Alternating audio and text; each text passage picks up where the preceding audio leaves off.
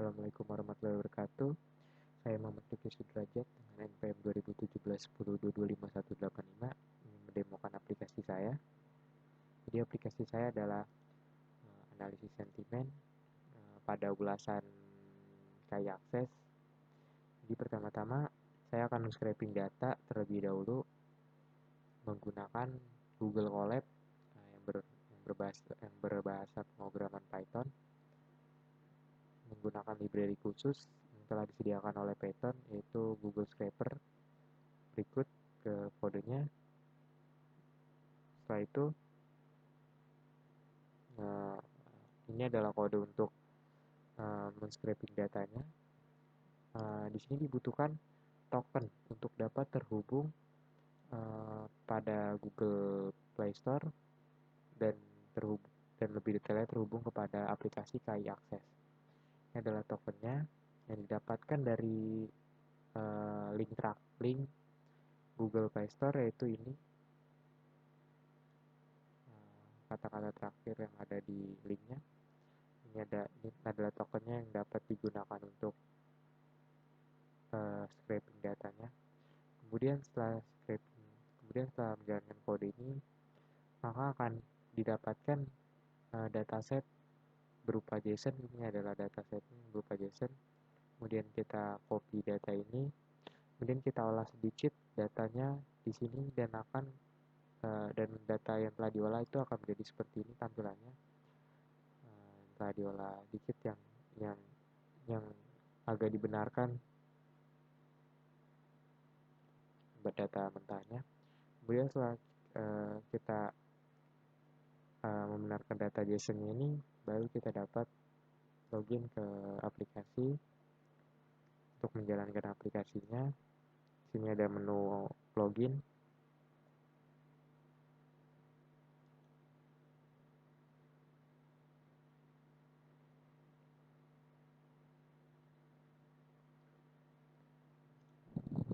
Ini adalah tampilan dashboardnya yang hanya terdiri dari data latih, penjelasan data latih ada 90%, data uji ada 10%, dan juga kata dasar listnya ada 30.139 kata. Saya akan masuk ke menu data latih. Data latih di sini ada menu untuk import file JSON. Jadi file yang telah kita scraping tadi dapat kita input di sini, kemudian masuk ke database, maka lalu akan terbaca pada aplikasi ini. Di data latih ini ada 900 data untuk melatih sistemnya ini. Masih berbentuk data primer atau data mentah. Kemudian masuk ke menu data uji.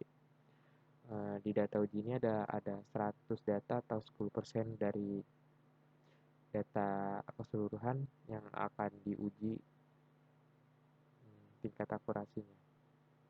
Kemudian akan masuk ke klasifikasi. Saya pertama-tama akan mengklasifikasi dengan metode naik base terlebih dahulu. Di sini pada data uji ada kata kangen. Naik kereta semenjak COVID, saya nggak bisa kemana-mana, titik banyak tertibnya. Dan kita masuk ke klasifikasi metode naik base.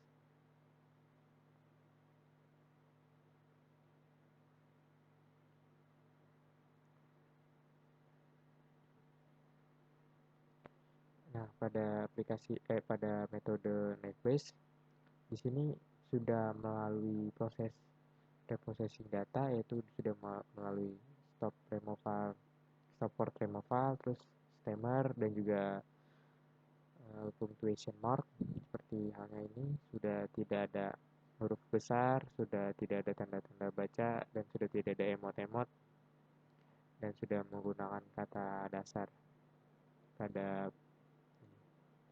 jadi di sini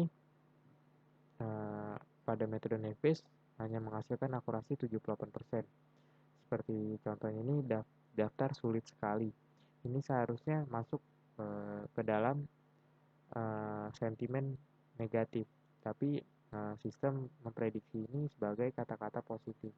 Jadi salah. Jadi seperti ini contoh hasil false prediction-nya. Kemudian saya masuk ke metode klasifikasi SVM-nya.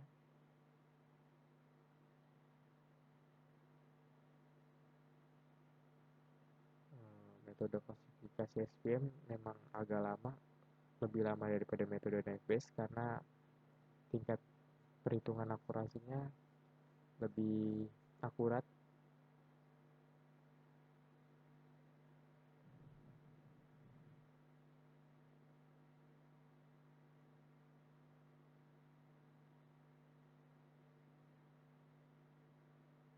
Berikut penghitungan klasifikasi pada metode SVM. Sama halnya sudah dilakukan proses text processing atau pre-processing data. Di sini pada metode SVM akurasinya lebih tinggi, yaitu sebesar 92%. Pasti dengan halnya berarti kesalahan prediksinya lebih kecil daripada metode Naive-Bayes. Nah, ini. Dan saya masuk ke menu visualisasi. Pertama, menu visualisasi untuk akurasi Naive-Bayes.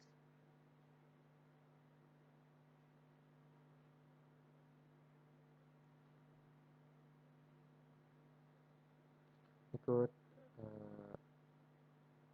bentuk visualisasi dari akurasi Naive-Bayes. Di sini ada confusion metricnya untuk klasifikasi Naive-Bayes, aktual positif atau prediksi atau sistem yang yang yang seharusnya ada 73 dan negatif seharusnya ada 27. Tapi pada metode Naive-Bayes sistem prediksi yang benarnya pada sentimen positif hanya terbaca 54, sedangkan pada sentimen negatif hanya terbaca 24. Jadi ada 19 false prediction dan pada sentimen negatif ada 3 false prediction. Jadi kesalahan pada false prediction ini yang aturan masuk ke dalam sentimen negatif, dia malah masuk ke dalam sentimen positif. Berikut bentuk chartnya. Sesuai ada 78 dan tidak sesuai ada 22. Kemudian kita masuk ke visualisasi pada akurasi SVM.